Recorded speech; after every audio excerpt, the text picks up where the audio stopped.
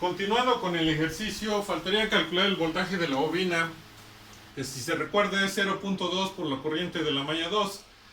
Al multiplicar 0.2S por la corriente de la malla 2 que se obtuvo, nos va a quedar S que multiplica a S cuadrada más 44S más 133.33.333 en el numerador, y el denominador, recordando, sería S por S más 4 por S más 23.33.333. Aquí hay un detalle. ¿Qué sucede? Que esta S que está en el numerador se simplifica con esta S que está en el denominador. ¿Qué va a suceder? Que el polinomio del numerador y el polinomio del denominador tienen el mismo grado. Este es de segundo orden y este va a ser de segundo orden. Al desarrollarlo lo podemos observar mejor.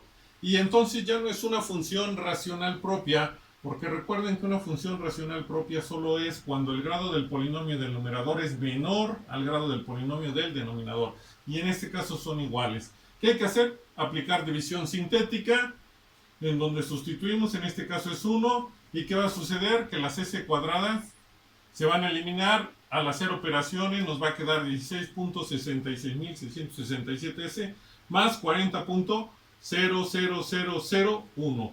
Y como ya la S que tenemos en el residuo es de menor grado que el divisor, nos detenemos. Si no fuera el caso, que aquí tuviéramos todavía una S cuadrada, que no es, pero es un ejemplo, entonces continuaríamos hasta que la S del residuo sea de menor grado que la del divisor.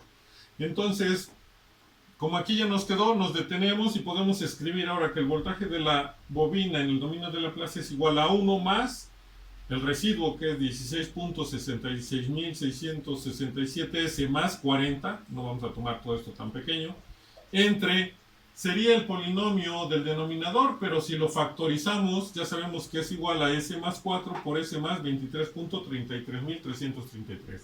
Expandimos en fracciones parciales, hay que calcular el valor de la constante 1 y la constante 2, ya saben el método. Entonces, ¿qué hacemos? Tomamos para la constante 1 su denominador y lo multiplicamos por la función antes de expandirla en fracciones parciales, y se eliminan estos dos términos. Y lo vamos a evaluar cuando S es igual a menos 4 y nos queda como resultado 1.37. Después, para la constante 2, tomamos el denominador de la constante 2 y lo multiplicamos por la función antes de expandirla en fracciones parciales, y la vamos a evaluar cuando S es igual a menos 23.33.333. Este término se simplifica con este término, sustituimos datos y nos queda que la constante 2 es igual a 18.04. Entonces el voltaje de la bobina va a ser igual a 1 menos 1.37 sobre S más 4 más 18.04 sobre S más 23.33.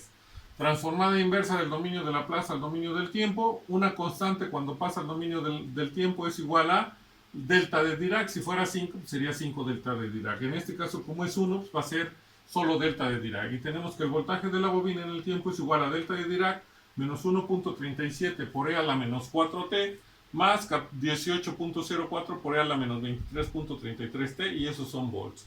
Y con esto estaríamos terminando este ejercicio. Detalle: la respuesta que acabamos de obtener es una respuesta forzada porque no teníamos condiciones iniciales y en tiempos mayores que 0 teníamos únicamente, es decir, cuando lo transformamos el circuito al dominio de Laplace, las fuentes que se tenían únicamente eran fuentes reales. Entonces en Laplace, cada vez que no existan condiciones iniciales y en el tiempo mayor que 0, o al transformar el circuito al dominio de Laplace solo haya fuentes reales, esa es una respuesta forzada.